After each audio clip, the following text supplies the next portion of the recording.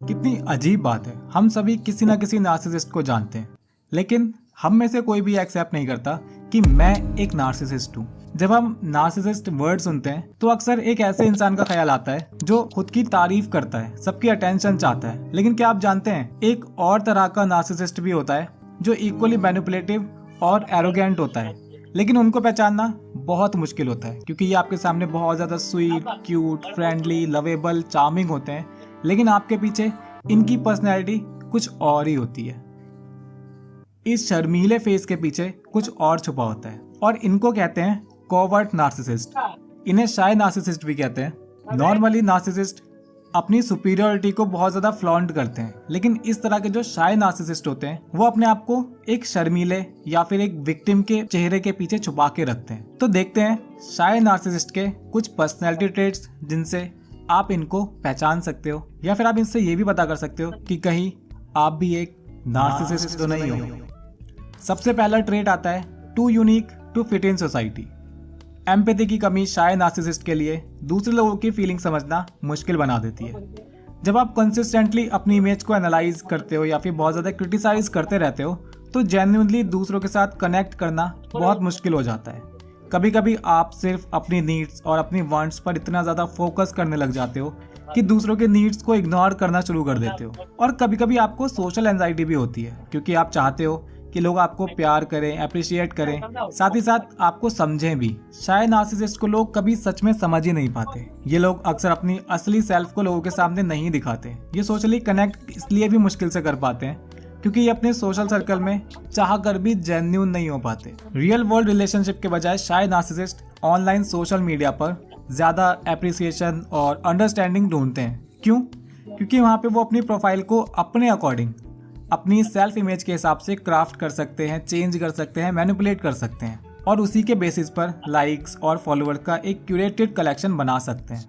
शायद नार्सिसिस्ट लोगों के वही फीडबैक सुनते हैं जो वो सुनना चाहते हैं और इसको लेकर वो काफी ज्यादा ओवर सेंसिटिव भी होते हैं और इसी वजह से रियल लाइफ वर्ल्ड में रिलेशंस बनाना इनको ज्यादा पसंद नहीं होता।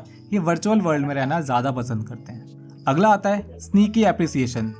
कभी कभी हम निगेटिव सेल्फ टॉक के साइकिल में फंस जाते हैं जहां हम अपने आप को ब्लेम करते हैं या खुद को ये बिलीव करवा देते हैं कि हाँ, ये सारी चीजों की जो मेन प्रॉब्लम है वो मैं ही हूँ।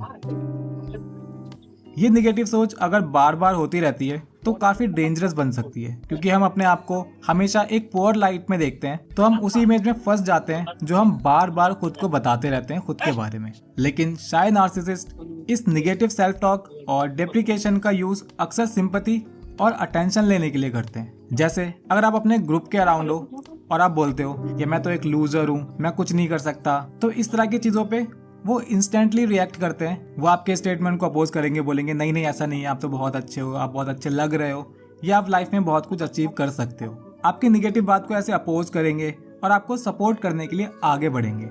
और चाहे वो सपोर्ट कितना भी सरफेस लेवल हो, वो आपकी सेल्फ स्टीम को एक बहुत तगड़ा बूस्ट देता है। And that's what a narcissist want, attention.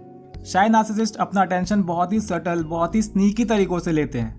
Third आता है सेंसिटिव टू क्रिटिसिज्म। आप कैसे रिएक्ट करते हैं जब आपको कोई क्रिटिसाइज करता है? आप हर्ट हो जाते हो, आपको एम्बेरस फील होता है, और ये बिल्कुल ही नॉर्मल है, मुझे भी यही फील होगा। पर शायद नार्सिसिस्ट क्रिटिसिज्म को बहुत ज़्यादा पर्सनली लेते हैं। शायद नार्सिसिस्ट की स्किन बहुत थिन होती है, मतलब वो क्रिटिसिज्म को लेके काफ़ी इजीली ऑफेंड हो जाते हैं। वो या तो डिफेंसिव मोड में चले जाते हैं या फिर और उस सिचुएशन से विड्रॉ कर लेते हैं। उन्हें लगता है कि वो परफेक्ट हैं और ये समझ नहीं पाते कि हर कोई उनको उस नज़रिए से नहीं देखता जिससे वो खुद को देख रहे हैं। अगला आता है silent smugness. American journal of psychiatry के एक रिसर्च के अकॉर्डिंग ग्रैंडियोस नार्सिसिस्ट को स्पॉट करना बहुत आसान होता है। क्यों? क्योंकि वो अपनी सुपीरियरिटी क्लियरली दिखाते हैं, लेकिन जो शायद नार्सिसिस्ट होते हैं वो सब कुछ साइलेंटली जज करते हैं। वो कॉन्वर्सेशन में अनइंटरेस्टेड लगते हैं और कभी भी मीनिंगफुल कॉन्ट्रीब्यूशंस नहीं देते। जब वो लोग आपके आसपास होते हैं तो ऐसा फील कराते हैं आपको वो आपके ग्रुप में शामिल हैं और निगेटिविटी ओपनली कभी नहीं दिखाते। ये लोग ऐसे सिचुएशन अवॉइड करते हैं जहाँ पे लोग इनकी सुपीरियरिटी को चैलेंज कर सकें। ये हमेशा इस तरह के ग्रुप में रहते हैं जहाँ पे बाकी लोग इनसे वीक होते हैं, ताकि वो सारे वीक लोग मिलके इनको और भी ज्यादा सुपीरियर फील करवा सकें। अगला आता है इम्पोलाइट जेस्चर्स। क्या कभी आपके साथ ऐसा हुआ है कि आप अपना कोई एक्सपीरियंस, कोई स्टोरी सामने वाले इंसान के साथ शेयर करते हो बहुत ज़्यादा एक्साइटेड होके कि वो भी इसमें बहुत ज़्यादा इंटरेस्ट लेगा, लेकिन सामने वाला इंसान यॉर्निंग करके या फिर ऐसे क्लियरली शो करता है कि दे आर नॉट इंटरेस्टेड। ये होता है शाय नार्सिसिस्ट का टिपिकल बिहेवियर। वो डिस्क्रीटली लोगों को जज करते हैं, लाइक आई रोल करना, अपनी बॉडी लैंग्वेज से ऐसा शो करना कि वो इरिटेट हो रहे हैं, या साई करना ताकि अपना डिसअप्रूवल सटली दिखा सकें आपको। और ये एक तरीका होता है आपको इन्फेरियर और खुद को सुपीरियर फील करवाने का। अगला आता है सेल्फ सर्विंग एम्पैथी। आपको लगता है कि वो बहुत ज़्यादा एम्पैथेटिक है, लोगों की केयर कर रहे हैं, उनकी परवाह कर रहे हैं, लेकिन शायद नार्सिसिस्ट का एम्पैथी दिखाने का मकसद होता है दूसरों का अप्रूवल लेना, दूसरों की अटेंशन लेना, और ये होती है कॉग्निटिव एम्पैथी। वो कभी भी इमोशनल एम्पैथी नहीं दिखाते। ये लोग बस अपनी इमेज को अच्छा बनाने के लिए काइंड दिखते हैं, और अगर उनको अपने इस एक्शन के लिए किसी तरह का कोई भी अटेंशन नहीं मिलता, कोई भी वैलिडेशन नहीं मिलता, तो वो किसी तरह की एम्पैथी शो नहीं करते, चाहे ग्रैंडियोस हो या शाय नार्सिसिस्ट। किसी भी नार्सिसिस्ट के साथ बहुत ज़्यादा क्लोज और फ्रिक्वेंट इंटरेक्शन आपको ड्रेन फील करवा सकता है। तो इन पर्सनैलिटी ट्रेट्स को देखने के बाद क्या आपको लगता है आप भी एक शाय नार्सिसिस्ट हो? कमेंट करके ज़रूर बताना।